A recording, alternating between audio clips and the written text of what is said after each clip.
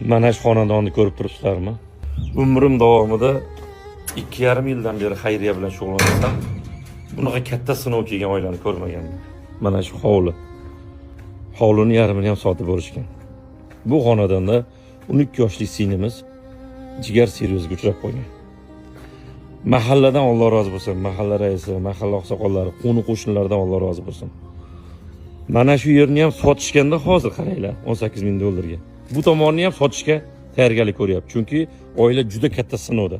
Qizimizni operatsiya qilishgan, onasi o'zini jigarini bergan, baribir endi sinov ekan, u operatsiya amali yaxshi o'tmay qoldi. Endi qayta operatsiyaga qizaloqning o'zini ammasi jigarini beryapti. Siz videoda ko'rib turgan qizaloqni ota-onasi, otasi qizining ahvolini, operatsiyani qayta qilinishligini, bu yoqda yeri sotib bo'lgan qarzdorligi juda ko'pligidan otani yuragiga ham ushlab qolgan Hindistonda. Bir so'm puli yo'q, Alloh rozi bo'lsin, yo'qdagilar ham hozir otani ham yuragiga stent qo'yib, otani ham operatsiya qildi. Endi qarang, qizning operatsiyasiga bir so'm pul yo'q, yo'qda yotibdi. Hozir pul bo'lsa keyin operatsiya bo'ladi. Otani ham operatsiyasini bu yoqda qilishgan, qarz evaziga, otaga 10 ming, qizga hozir kamida 25 ming, 35 ming, bu yoqda agar imkon bo'lsa, mana shu yerni yana qaytib oladigan bo'lsak, o'zimizga 18. Jami yo'q deganda 40 ming, 50 ming yaqin dollar pullarga pul yig'ishimiz kerak. Undan tashqari bu yerda 8 yildan beri infarkt bo'lib yotgan onaxonam bor. Onaxoni bu narsalardan xabar yo'q. Onaxon dodlab, yig'lab bir tomon ishlamasdan. Mana shu 400 ni ko'rib turgan otaxon, mana shu oilaning boshi. Kelini qarab turardi, Alloh rozi bo'lsin, mana shu onaxonni. Lekin hozir qaraydigan odam yo'q, otaxonni o'zlari. Shu nima deydi, qo'pol gapirganda ham avratlarini tozalab shu xotinni qarayapti. Hammamiz ota-onamiz, hamma erkaklarimizga mana shunaqa shiddat, sinov kelgan ayollarimizni mehr bilan qaraydiganlarga yetkazsin. Avvalambor niyatimiz Allohdan, qo'ldan kelganlar yordam berishlarini so'rayman.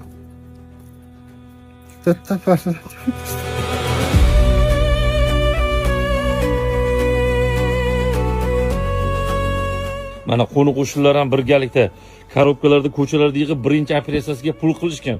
Oshna og'aynilari, mana mahalla raislari bu yerda, mana xotin-qizlar raislari hamma birgalikda birlashib birinchi operatsiyaga pul jo'natdi-ku, lekin u 24 ming havoga uchdi. Chunki operatsiya yaxshi chiqmadi. O'zini onasi bergan edi qizaloqqa. Hozir endi ikkinchi martasiga pul yig'a olmay qolishdi. Kelinglar aziz vatandoshlar. Bugun 16-aprel, haftaning payshanba kuni. Ertaga 17-aprel juma kunigacha bizni 24 soatli ehsonimiz yondi. Qo'linglardan kelgancha o'zingizlarni hissanglarni qo'shinglar. Aziz vatandoshlar, men bir sababini qiluvchi qilma. Kelinglar, birinchi o'rinda mana shu videoni maksimalli hammaga tarqatamiz va istoriyaga tortamiz. Hozir men Instagram storiyamga va Telegram kanalimga mana shu oilani lokatsiyasini tashlab qo'yamiz. Manzilimizni tushuntirib aytib olasizmi aka? Namangan viloyat Norin tuman Uchtepa mahallasi Billur ko'chasi. Birinchi to'pik uy, birinchi to'pik, birinchi uy, birinchi xonadon. Kelinglar aziz vatandoshlar, Andijon, Namangan, Farg'ona, Vodiy xalqi saxovatga peshaga boy. Kelinglar, to'rtta o'rtog'ingiz bilan yo'l bosib yo'lga chiqing. Keling, bir mashinaga o'tirib, qaysidir bir katta futbolist kelsa yo qaysidir bir san'atkor keladigan bo'lsa, stadionlarda sig'dira olmay qolamiz. Keling, niyat qilib, mana shu oilani g'amini artishga men ham sababchi bo'laman deb, qo'lingizga 100 dollardan ushlab yo'lga chiqib keling. Buni ajrini ko'rasiz, xudo xolasa. Har bir bosib kelgan qadamga ajr bor. Har bir bosib kelgan qadamda gunohlar to'kilishiga kaforat bor. Hammasi yaxshi bo'ladi. Xo'p. Rahmat. Xudoyim suygan bandasiga sinov beradi.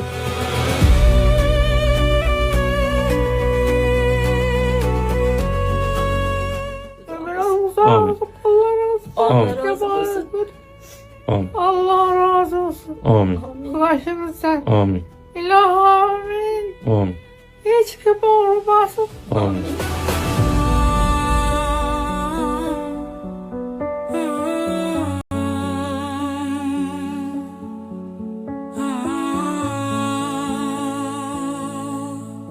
Kartalarda mana hozir 10 taga yaqin karta qo'yganmiz. Kartalarimiz har bittasida 100 talik limit bo'ladi. Siz 5 ming solsangiz ham, 3 ming solsangiz ham, 1 million solsangiz ham bittadan SMS o'tadi, 100 ta odam pul solgandan keyin karta to'liq bo'ladi. Men so'rasam o'zimga so'raganim yo'q, bir bemorlarga so'rayapman. Kartalarimizni 5 ming, 10 minglik limitlar bilan iltimos to'ldirib qo'ymanglar. Iltimos, eng kamida 50 ming yo 100 ming solsanglar yaxshi bo'lardi. Chunki to'g'ri tushuninglar. Ehsonni katta kichigi bo'lmaydi. Men uni juda yaxshi bilaman. Lekin mayda summalar bilan ko'p pul soladiganlar tushira olmay qolib, biz uddala olmay qolyapmiz 50 ming, 40 ming dollarda-da. O'shaning uchun to'g'ri tushuninglar. Iltimos, hozir 10-15 mingga nima beryapsiz, to'g'risi. O'shandan ehtiyot bo'linglar. Mana hozir bu yerda amakimni ismi bilan nima chiqadi? Rahman No'monjon. No'monjon aka, Uzcarddan Xumo ochdik, Ipak yo'li. Sizniki singillari, opalari. Quvvatli va muhayyo chiqadi. Ha, chiqadi. Uzcard Xumo Ipak yo'li. Dugonalari. Onasi Ne'matulloy va Zilola. Ha, Ne'matulloy va Zilola chiqadi. Uzcard Xumo Ipak yo'li siz. Sinim yaqinlari, qo'shnilari. Nurdadai va Malika. Ha, siznikida ham Ipak Uzcard Xumo. Bitta Kaspiy ham qilyapmiz. Qozog'istonni, Qirg'izistondan me'mor tushirsa bo'lar ekan, Qozog'iston, Qirg'izistonda. Bu ham qo'shnilari. Nurdadai Nursulton. Ipak yo'li Uzcard Xumo, bitta Kaspiy bu akamizni ham qilyapmiz, xudo xolasa. Mana o'sha jami 10 ta O'zbekiston kartasi, 2 ta Kaspiy qo'shamiz, 12 ta karta qo'yamiz. Aziz vatandoshlar, iltimos. Imkon qadar kartani birinchisiga tushira olmayapsizmi? Ikkinchisiga, uchinchisiga hammasiga harakat qiling. Chunki birinchi videoni ko'rgandan keyin hamma birinchi, ikkinchilarga harakat qiladi, tagidagilarga tushmay qolishi. O'shaning uchun tagidan boshlab ko'ring, hammasiga harakat qilib ko'ring. Tushira olmadingizmi, kartalar limitga tushgan bo'ladi. Kechasi 12:00 dan keyin limit ochiladi. Toshkentdagi homiylarimiz, Toshkentda naqd pul bermoqchi bo'lgan insonlar bo'lsa, mana shu ekranda ko'rinib turgan Mohira singlimiz lokatsiyalarni tashab bersanglar, borib sizlardan yig'ib keladi. Bizga bu yoqqa vodiyga jo'natadi. Imkon qadar qo'linglardan kelgancha kelinglar. Birdamlashaylik. Mana shu yerni ham qaytib o'zlariga olib beraylik. Imkon qadar mana shu uyni qarang, bu tomonni ham sotishga qo'yishganda. Mahallada qiynalganda bir-birimizni o'ylamasa, mana shu ayollar meni uyimga yig'lab boribdi. Men o'zlarining hojati bormi desam, yo'q. Bu mahallani hojati uchun meni eshigimdagi yig'lab borishdi. Kelinglar, qo'shnimiz ahvoli borib ko'ring, eng og'ir ahvol degandan keyin men keldim. Bu xonadonni lokatsiyasini Instagram storiesiga ham qo'yamiz. Bundan tashqari Telegram kanalimizga ham qo'yamiz. Endi biz YouTubedan, Facebookdan juda ko'pchilik ko'ruvchilar biz Instagram storiyamizga kirishni bilmaydiganlar bor. Uyga kelaman-u, lekin lokatsiyani topa olmayapman deydiganlar. Mana shu birodarimiz qo'shnilari. Shu 24 soat uxlamasdan turib beradi. Bu birodarimiz telefon nomerini qo'yib qo'yamiz. Iltimos, bemorlar aldab bu yerga kelib olib turib olmanglar. Imkonim yo'q. 3 oydan oshiq o'chirdim bor, birovni haqiga birovni qo'ya olmayman. Kelib meni bir-birimiz dilxiralik qilmaylik.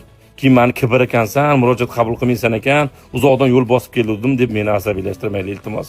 Faoliyat to'xtab qolishiga sababchi bo'lmanglar. Hozir imkoniyatim yo'q. Faqat naqd pul bermoqchi bo'lganlar kelsanglar, bu akamiz o'zini qo'llariga olmaydi. Shunday tog'ani oldiga olib kiradi, eshikni tagida o'tiradi mashinada. Olib kiradi, tog'ani qo'liga pullarni berib, 24 soat o'bshi jamini ko'rsatamiz sizlarga, tog'asilar duo qilib jo'natadi. Hammanglarni yaxshi ko'ramiz.